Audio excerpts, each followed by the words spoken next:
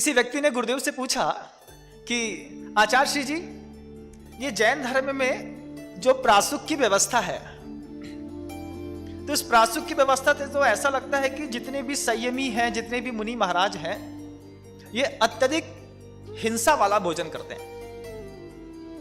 हिंसा वाला? आचार्य श्री जी मुस्कुराए। हिंसा वाला क्यों? बोले अब देखिए पानी है, पानी में कितने सारे निगोदिया जीव पड़े हुए हैं कि नहीं? हाँ है।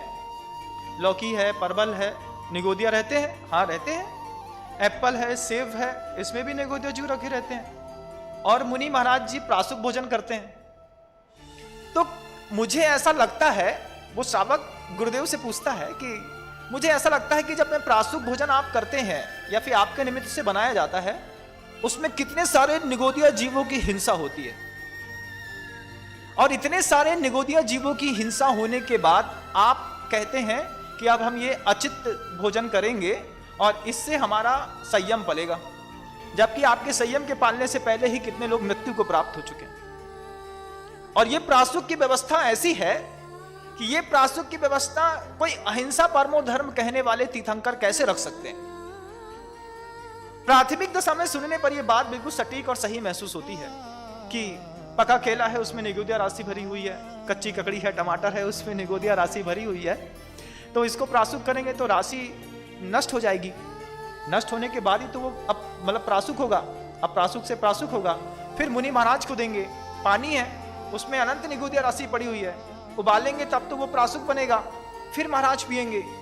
तो साधु के भोजन के पीछे श्रावक को कितनी सारी हिंसा करनी पड़ती है, और महाराज के लिए चौका लगाया तो इन सबकी हिंसा का भागीदार महाराज बने। आचार्य श्री जी इस प्रासुक की व्यवस्था को समझाने के लिए कितना सटीक जवाब देते हैं, दुनिया भर की जैन समाज को जानना होगा, साधुओं को भी यह बात जाननी होगी। गुरुदेव क्या कहते हैं? आचार्य श्री जी का उदाहरण देखिए आप, क्योंकि तर्क को तर्क से काटा जाता है, लेकिन आचार्य श्री जी के उदाहरण आसमान छूते होते हैं। गुरुदेव कहते हैं, मान लीजिए आप किसी कमरे पर बैठे हुए हैं। हाँ महाराज, मान लीजिए, मान लिया। उस कमरे में अच्छा कूलर एसी चल रहा है, ठीक है, जेठ की गर्मी है, ठीक है, तो हम एसी और कूलर में हैं, हमको क्या दिक्कत है? बोले अभी दिक्कत नहीं है, लेकिन जैसे ही कूलर और एसी बंद होता है, लाइट गोल होती है, उसके बाद जब आपको गर्मी लगती है, तो गर्मी में आप कमरे में मर जाते हैं कि कमरा छोड़ के निकल जाते हैं? क्या करते हैं आप? नहीं महाराज, कहते तो जरूर है कि गर्मी में मरे जा रहे हैं, खूब गर्मी लग रही है, मरे जा रहे हैं, लेकिन मरता कोई नहीं है, कमरा छोड़ करके निकल जाते हैं ना, जैसे आप तेज गर्मी में।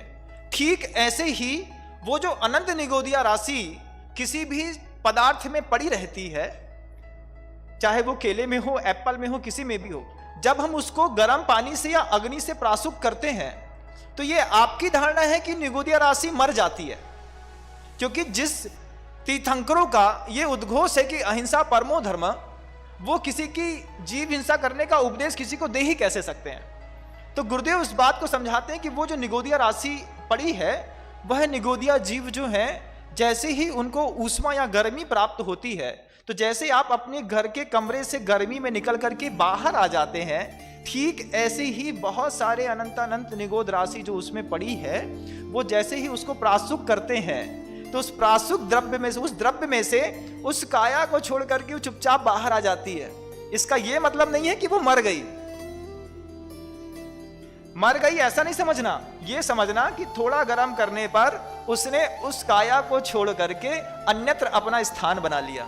जैसे आप इस कमरे से थोड़ा गार्डन में घूमने चले गए या कहीं चले गए, तो इस तरीके की प्रासुक की व्यवस्था जैन दर्शन में रखी गई है।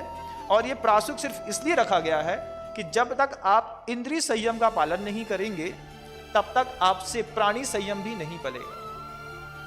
5 इंद्रियां हैं। अब गुरुदेव बताते हैं इस बात को कि आप देखिए कि जैसे पका केला, आपको भूख लगी है तो 1 दर्जन केला आपके सामने रख दें, आप अप्रासुक केला कितने खा लेंगे? 6, 7, 8, 9 भी खा लोगे अगर अच्छे हष्टपुष्ट हो तो।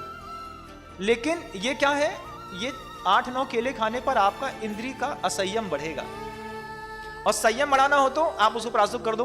पका केला है, भूख भी लगी है, 3 केला खा लिए पके तो बहुत बड़ी बात है, तो प्रासुक भोजन करने पर आदमी का इंद्रिय संयम पलता है, और उस इंद्रिय संयम के कारण ही गुरुदेव कहते हैं कि आपका प्राणी संयम पलता है।